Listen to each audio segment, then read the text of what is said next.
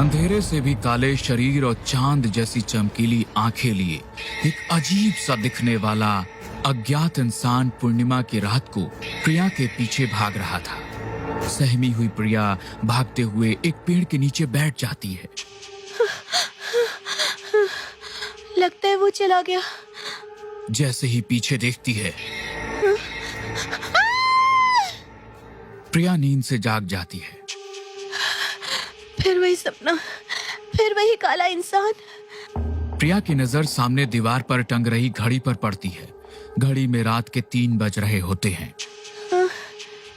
हर रात एक ही समय पर एक ही सपने आना कुछ ठीक सा नहीं लगता। लगता है मैंने किसी चीज को लांग दिया है, उसी के कारण ये सब हो रहा है। कल मंगलवार भी है, एक बार मंदिर चली जाऊंगी, जो कुछ भी होगा खत्म हो जाएगा। यह सोचकर प्रिया सो जाती है। प्रिया ग्रेजुएशन कर रही एक आम लड़की थी। प्रिया का स्वभाव भी हंसमुख था। घर पर भी सब कुछ अच्छा था, पर आजकल कुछ दिनों से उसके जीवन में अलग ही हादसे हो रहे थे। पर ऐसा क्यों, यह वह भी नहीं समझ पा रही थी। रोज की तरह प्रिया अपने कॉलेज के लिए निकलती है। बड़ा सुहाना सा मौसम हो गया है नहीं प्रिया? लग ही नहीं रहा कि गर्मी के दिन आने वाले हैं। मुझे तो लग रहा है कि मुझे वापस से ठंड के कपड़े निकालने पड़ेंगे। मने ठंडी गमती न थी। क्या? कौन सा गमछा? क्या क्या कहा तुमने? क्या? कहाँ कुछ कहा मैंने? तेरे कान बज रहे हैं। चल कॉलेज चल। इस बात पर ध्यान न देती हुई प्रिया कॉलेज चली जाती है। पूरा दिन रोज की तरह ही गुजरता है। अपने कॉलेज का होमवर्क कर प्रिया सो जाती है। रात को प्रिया का भाई रोहन जब उसके कमरे के बाहर से गुजर रहा होता है तो उसे प्रिया के कमरे से उसकी आवाज आती है। ये प्रिया, हर रात गुजराती में किससे बात करती है? ये तो हमारी भाषा भी नहीं। मुझे तो लगा था 1-2 दिन में चीजें ठीक हो जाएंगी, पर नहीं। अब मैं और इग्नोर नहीं कर सकता। गुस्से में रोहन अपनी माँ के पास जाता है और अपनी माँ को उठाकर प्रिया के कमरे के बाहर लाकर खड़ा कर देता है। अरे बेटा, वो अपनी किसी सहेली से बात कर रही होगी। हर रात को 1:30 से 2:30 के बीच कौन सी बातें होती है मम्मी, और वो भी गुजराती में? प्रिया की कोई भी फ्रेंड गुजराती नहीं है। इसके पीछे अगर कोई लड़का निकला ना मम्मी, तो तुम्हारी बेटी की डिग्री पूरी नहीं होगी। मुझे कोई बदनामी नहीं चाहिए। तू तो बेकार में ही बावला होने लगता है। रुक जा, मुझे जरा देखने दे। दरवाजे के छेद से सीमा अंदर झांकती है और वह क्या देखती है कि उसकी बेटी अपने पैरों और हाथों के बल उल्टी होकर बिस्तर पर आधा सर्कल बनाकर कुछ बड़बड़ा रही है। सीमा चीखती हुई भागते हुए कमरे में जाती है। अपनी बहन को इस हालत में देखकर रोहन भी सहम जाता है, पर प्रिया को जरा भी फर्क नहीं पड़ता। वह उसी हालत में सीलिंग पर किसी चीज को देखती हुई लगातार दूसरी भाषा में बात कर रही थी। मने गुलाब कम तो न थी। मम्मी, यह तो कह रही है कि मुझे गुलाब पसंद नहीं है, पर यह बात किससे कह रही है? रोहन फौरन प्रिया के पास भागता है और उसे अपनी गोदी में उठा लेता है। प्रिया उसी वक्त बेहोश हो जाती है। अपनी बहन को इस हालत में देखकर रोहन बहुत घबरा जाता है।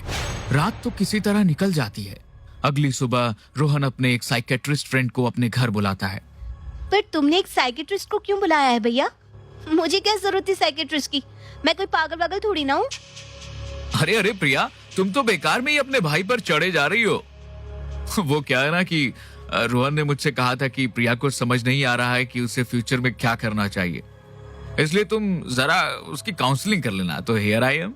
और इसी तरह बातें करने के बहाने प्रेम प्रिया को छत पर ले जाता है और उससे दुनिया भर की बातें कर लेता है और नीचे आकर रोहन से कहता है, तुम्हारी बहन बिल्कुल ठीक है, उसे कोई भी मेंटल प्रॉब्लम्स नहीं है। मुझे तो ये कुछ और ही लग रहा है। तुम्हें याद है वो हमारा दोस्त तुषार, वह आजकल कुछ टेलीपैथी और हीलिंग पर काम करता है। हो सकता है वो ध्यान लगाकर यह पता कर सके कि तुम्हारी बहन को हुआ क्या है। Spirituality can help. ये मेरा केस नहीं है, चलो मैं चलता हूँ। ये कहकर प्रेम दरवाजे से बाहर निकल ही रहा होता है कि तभी प्रिया जोर जोर से सोफे पर कूदना शुरू कर देती है। मजाक समझा है क्या? बोल, मजाक समझा है क्या? ये कहकर प्रिया अपने दांत पीसती हुई जोर जोर से चीखने लगती है और वहीं पर पड़े एक चप्पल से अपने चेहरे पर मारना शुरू कर देती है। ये क्या कर रही हो बेटा तुम? ये क्या कर रही हो प्रिया? रुक जा। अरे रोक, रोहन इसे देख, इसके सर से खून भी आने लगा है। प्रिया गुस्से में वहां खड़े सभी लोगों को गंदी गंदी बुरी गालियां देना शुरू कर देने लग जाती है। उसके शरीर में अचानक इतनी ताकत आ जाती है कि वह अपने नाखूनों से ही सोफे का कवर फाड़ देती है। प्रेम फौरन अपने बैग से बेहोशी का इंजेक्शन निकालकर प्रिया को लगाता है, जिससे प्रिया बेहोश हो जाती है। बेटा, वो प्रेम जिस लड़की के बारे में कह रहा था उसे एक बार बुला ले। प्रिया की तबीयत तो बिगड़ती ही जा रही है। रोहन फौरन तुषार को फोन लगाता है और तुषार उसके घर में आ जाता है। घर में पहुंचते ही तुषार को कुछ अजीब सा महसूस होता है। मुझे प्रिया के रूम में ले चलो, मुझे देखना है कि वह किस एनर्जी में रह रही है। हो सकता है उसके कमरे में ही कोई नेगेटिव एनर्जी आ गई हो, या उसने कोई चीज खरीदी हो उसके जरिए। तुषार फौरन प्रिया के कमरे में जाता है और उसके कबोर्ड, ड्राइवर, बेडशीट, हर एक चीज को चेक करता है। जहां तुषार को अलमारी के अंदर बहुत सारी चिट्ठियां मिलती हैं।